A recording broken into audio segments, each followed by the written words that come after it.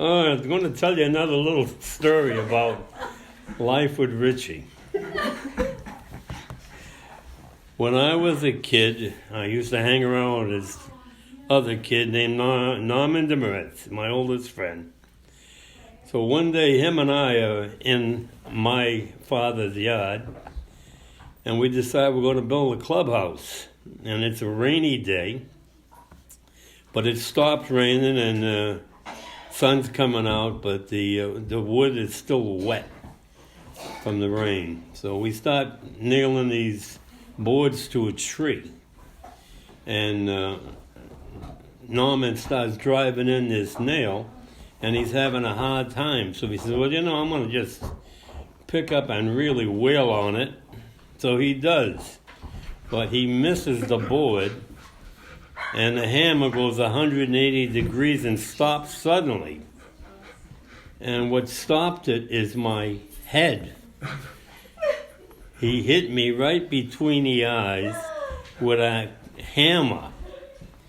Now, the hammer, he takes it off, and the blood gushes out of my head, all over my shirt on the ground.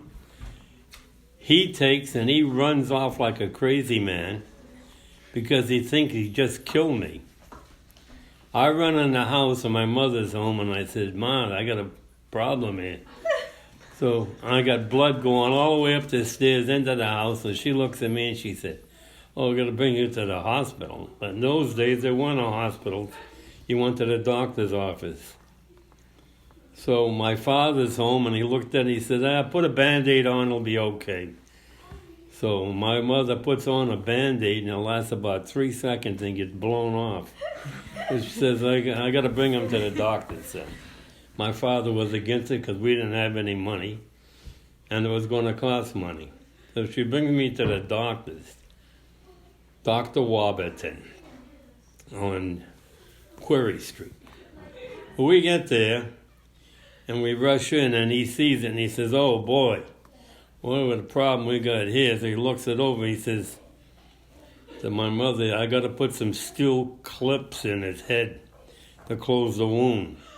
So she said, okay. So he tells me to lay down on his table, and I do. And he gets out this steel clip and a pair of pliers, and he pulls two of the pieces of the skin on my forehead together, and he staples this steel clip right in my head, and my feet are wiggling like a piece of bacon in a hot frying pan. And after he stopped, I said, oh, I don't ever want to go through that again. That is so horrible. And he said, well, I'm sorry, boy, but we got to put 2 more in. So he puts 2 more in, and I don't even know, I didn't pass out. But then he puts on this big gauze thing on my head and bandages, and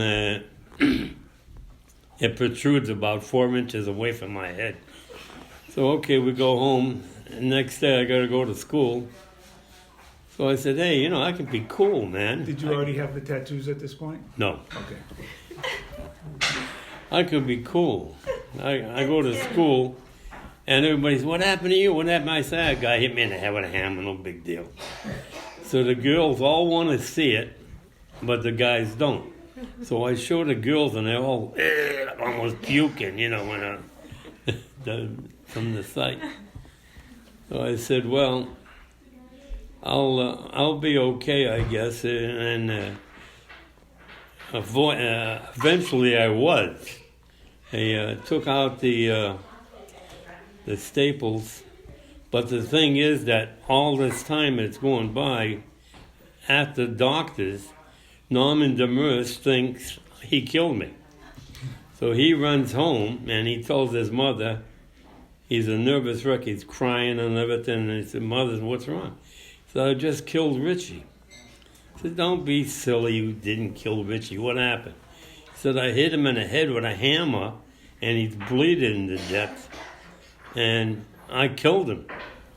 So he's so upset that she says, I'm going to go up there and see what the problem is. So she comes up to the house, and nobody's home, and she sees all the blood all over the place, and she says, hey, maybe there's something serious to this after all. So she finally did get a hold of us and realized that I was alive, and that Norman didn't kill me, of course. But it was just another episode in my life of growing up with good friends.